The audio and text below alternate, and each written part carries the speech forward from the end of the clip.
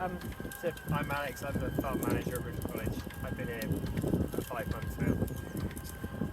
And what is the regenerative project that's happening at Writtle? So for a few years, maybe 3 years now, Writtle started doing a regenerative BSc, and as part of that, there's 3 fields in the middle of campus that we've got dedicated to starting to try and put some of that into practice. We've begun planting some tree alleys, so there'll be an agroforestry plot or some agroforestry plots, and within those we've got space to sort of play about. Most of it will be cropped normally, but there's the option to try other things as well in amongst them. So at the moment you've got the FarmDroid here putting down 24-metre runs of fodder beet, is that right? Yes, there's there'll be, so the first tree alley as such will be a 24 metre square across block of fodder beet. Yeah. Okay. Which is, I mean, it's mainly to sort of see the FarmDroid in action, have it, so people can come and look at it, students can come and look at it, and possibly base projects off the back of that in the future.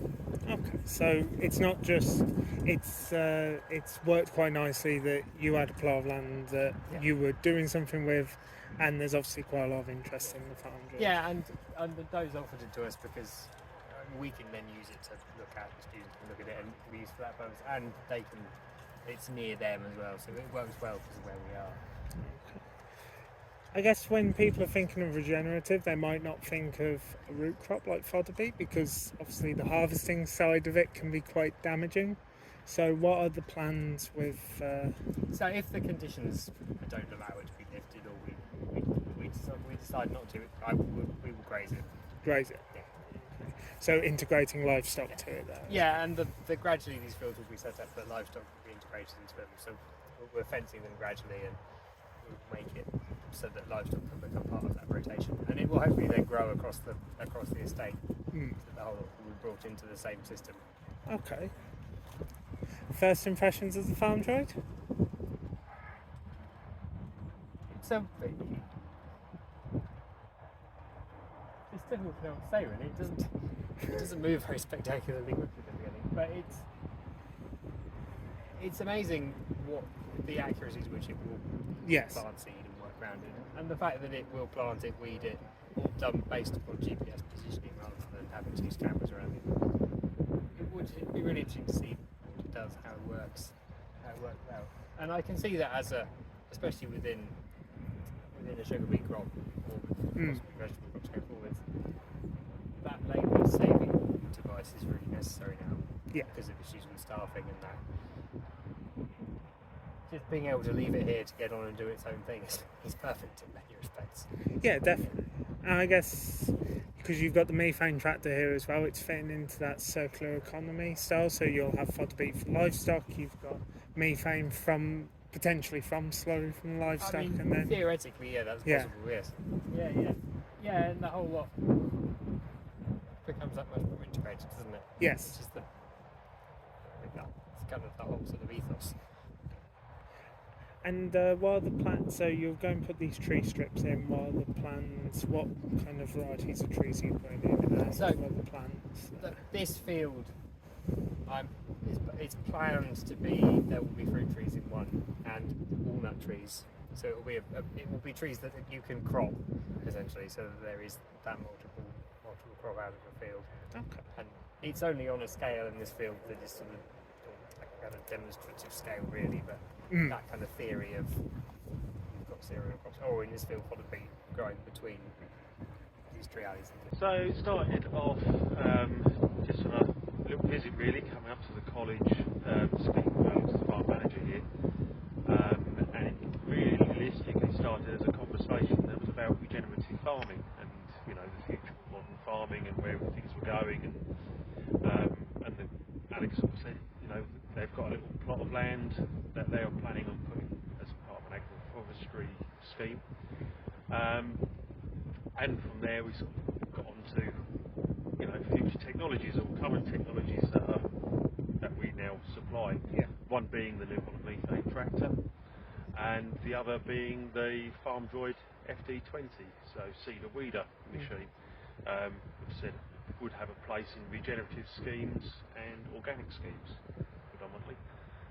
So yeah, the conversation started from there.